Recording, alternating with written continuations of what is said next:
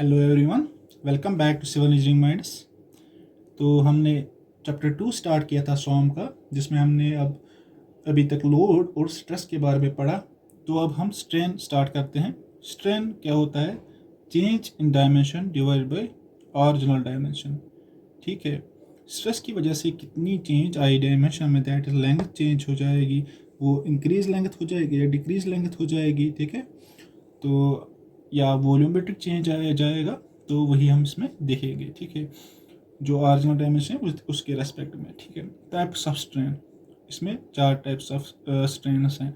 First one is tensile strain, second one is compressive strain, जिसको हम denote करते हैं ईसी से। थर्ड वन इज शियर और transfer strain and fourth one is volumetric strain. ठीक है, स्टार्ट करते हैं टेंसाइल स्ट्रेन से। जो टेंसाइल स्ट्रेस की वजह से स्ट्रेन आएगा उसको हम बोलते हैं टेंसाइल स्ट्रेन।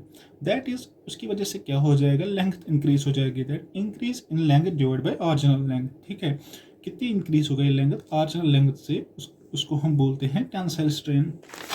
सपोज मेरे पास बीम था, टेंसाइल फोर्स एक्ट हुआ, अब इसकी लेंथ पहले एल थी, अब इसकी लेंथ तो इंक्रीज हो जाएगी ना डेल्टा एल से। वही हम देखते हैं कि इंक्रीज कितनी हो गई length with respect to the original length, तो उसको हम बोलते हैं टेंसाइल स्ट्रेन। इसी तरह अगर बीम है, इस पर हम कंप्रेसिव फोर्स अप्लाई करेंगे तो वहाँ पे तो लेंथ डिक्रीज हो जाएगी। हम वही देखते हैं decrease in length divide by original length कितनी थी, उसको हम बोलते हैं कंप्रेसिव स्ट्रेन। ये नाम से ही पता चलता है। ठीक है, third one is shear strain. Shear strain क्या हो गया, अब शेयर स्ट्रेस आ गए। ठीक है, उसकी वजह से जब हमने एक बॉडी पे फोर्स अप्लाई किया, ठीक है, तो ये अपनी पोजीशन से डिस्टॉर्ट हो गए, लेकिन यहाँ से तो फिक्सड है, यहाँ से तो चेंज नहीं हो जाएगा। तो यहाँ से हम देखते हैं कि इसमें किस एंगल से ये डिवेट हो गया या डिस्टॉर्ट हो गया, उसी को हम बोलते हैं शेयर स्ट्रेन। ठीक है, इसको हम निकालते हैं tan फाइव से, tan फाइव इक्वल टू ये B dash divide by D B. ठीक है, तो फिर हम इसको 5 रेडियंस में निकालते हैं। ठीक है, तो उसकी वजह से हमें शेयर स्ट्रेन निकलता है। ठीक है, द शेयर और transfer strain is the measure of the angle through which a body is distorted by the applied force. ठीक है, ये मैं अभी तक बोल रहा था। उसके बाद आता है हमारे पास वॉल्यूमेट्रिक स्ट्रेन। वॉल्यूमेट्रिक स्ट्रेन क्या होता है कि जब अब हमारे पास एक बॉडी है, हमने इसको या तो हम कंप्रेसिव फोर्स अप्लाई करेंगे या टेंसाइल फोर्स अप्लाई करेंगे, लेकिन हर साइड से। ठीक है, हर किसी साइड से। उसकी वजह से इसमें वॉल्यूमेट्रिक चेंज आएगी। अब कितनी चेंज आई with respect to the original volume में, कितनी चेंज आई with respect to the original volume, उसको हम बोलते हैं वॉल्यूमेट्रिक स्ट्रेन। मैंने body is subjected to external forces whether tensile और कंप्रेसिव, चाहे टेंसाइल हो या कंप्रेसिव हो, there is always a change in its volume. तो वॉल्यूम में तो चेंज आएगी ही। The ratio between the change in volume and the original volume is known as volumetric strain. ठीक है, इस EV से हम इसको डिनोट करते हैं। ठीक है, EV होता है change in volume divide by original volume, और जो वॉल्यूम चेंज होता है वो तो एक्स एक्सीस से भी हो जाएगा, वाई एक्सीस से भी हो जाएगा, और जेड एक्सीस से भी हो जाएगा। ठीक है, अब उसके बाद एक इंपॉर्टेंट टॉपिक है, that is Hooke's law. Hooke's law क्या हमें बोलता है कि stress is directly proportional to strain within the limit of proportionality. ठीक है, stress is directly proportional to strain. अब हम इक्वलिटी लाते तो वहाँ पे कांस्टेंट आएगा, stress is equal to E times strain. जो ये कांस्टेंट होता है इसको हम बोलते हैं कांस्टेंट ऑफ प्रोपोर्शनलिटी, या यही है यंग्स मॉडुलस ऑफ इलास्टिसिटी, जो एक इलास्टिक कांस्टेंट है। ठीक है, जो किसके बराबर होता है, स्ट्रेस डिवाइड बाय स्ट्रेन। तो assumptions, there are some assumptions of Hooke's law। तो पहली जो assumption है that is material is homogeneous। इसका मतलब क्या हो गया कि प्रॉपर्टी जो है मटेरियल की वो इक्वल होगी एट ऑल पॉइंट्स। ठीक है, एक तो ये होमोजीनियस होना चाहिए, दूसरा होना चाहिए isotropic. The material is isotropic. उसका मतलब क्या है, पहले हमने बोला कि ऑल पॉइंट्स में होना चाहिए homogeneous, that is all points पे प्रॉपर्टी सेम होनी चाहिए, उसका मतलब होमोजीनियस। लेकिन अब हम बोलते हैं हर किसी डायरेक्शन में भी सेम होनी चाहिए, जिसको हम बोलेंगे isotropic. Isotropic means properties equal in all direction. And third one is material is elastic. उसका मतलब क्या है, सपोज मेरे पास एक बीम है या कोई बॉडी है, तो मैं इस पर फोर्स अप्लाई कर रहा हूँ। या लोड अप्लाई कर रहा हूँ, ठीक है। अब मैंने इस लोड को हटाया, इसकी लेंथ जो इंक्रीज हो गई थी L+X। तो जब मैंने इस पे लोड हटाया, लोड को रिलीज़ किया, तो ये अपनी पोजीशन पे वापस आ गए, अपनी L पोजीशन पे वापस आ गए। इसी को हम बोलते हैं इलास्टिक। तो ये 3 एजम्पशंस है हुकस लॉ की। तो उसके बाद और एक टॉपिक है दैट इज़ इलास्टिक कॉन्स्टेंट्स, ठीक है। तो स्टार्ट करते हैं इलास्टिक कॉन्स्टेंट्स। इलास्टिक कॉन्स्टेंट्स हमारे पास 4 टाइप के।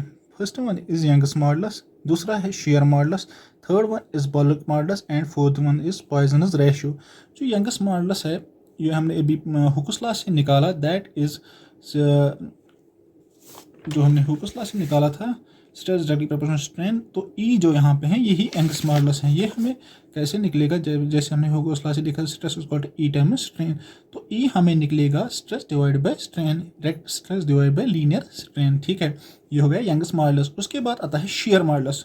अभी तक अब शेयर नाम से ही पता चलता है, इसमें शेयर स्ट्रेस आएगा, shear stress divide bye shear strain. Shear stress की वजह से कितना स्ट्रेन आया, दैट इज शेयर स्ट्रेन।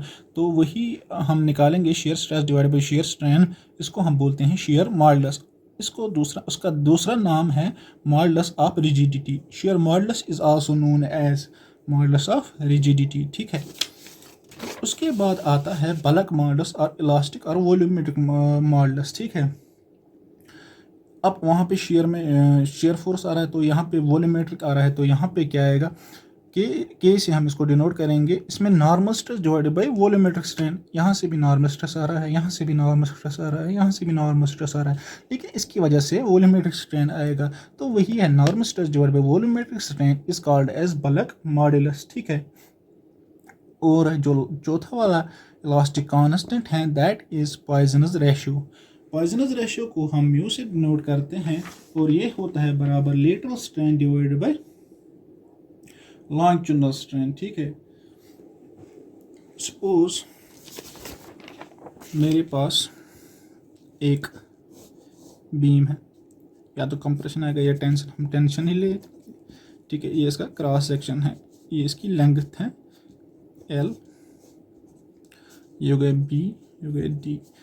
अब अगर इंक्रीज इन लेंथ हो गई, ठीक है, लेंथ तो इंक्रीज हो गई L+X, ठीक है, लेकिन उसकी वजह से जो लेटरल डायमेंशन वो कम हो जाएगी, B भी कम हो जाएगा और D भी कम हो जाएगी। जितनी ये वाली लेंथ बढ़ेगी, जितना हम इसको खींचेंगे, लेंथ तो इंक्रीज होगी, लेकिन जो क्रॉस सेक्शन है इसका ये कम हो जाएगा, ठीक है।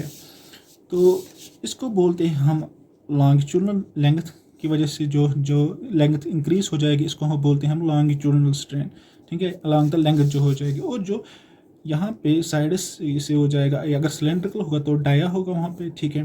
तो अगर ये डाया या ब्रेड्थ डेप्थ चेंज हो गई, इसको हम बोलते हैं लेटरल स्ट्रेन। क्या बोलते हैं, लेटरल स्ट्रेन। तो वही ये बोल रहा है lateral strain divide by longitudinal strain, और lateral strain divide by longitudinal strain इसने डिनोट किया। In general for engineering purposes Poisson's ratio varies from 0 to 0.5। जो इंजीनियरिंग पर्पस है, इसके लिए यहाँ पे हम जो पॉइजनस रेशियो का वैल्यू है वो 0 to 0.5 लेते हैं, लेकिन जो एक्चुअल में पॉइजनस रेशियो का वैल्यू रेंज है वो -1 से 0.5 तक होता है, लेकिन इंजीनियरिंग के लिए हम 0 to 0.5 लेते हैं। तो there are some Poisson's ratios of for some materials. तो पहला है ग्लास के लिए, तो इसका जो वैल्यू है दैट इज़ 0.05 to 0.1। इसी तरह कंक्रीट के लिए है 0.1 to 0.2, और मेटल्स के लिए वेरी इंपॉर्टेंट है, ये है 0.25 to 0.42। और जो प्योर रबर है या परफेक्टली प्लास्टिक बॉडी है, इसके लिए मैक्सिमम होता है दैट इज़ 0.5।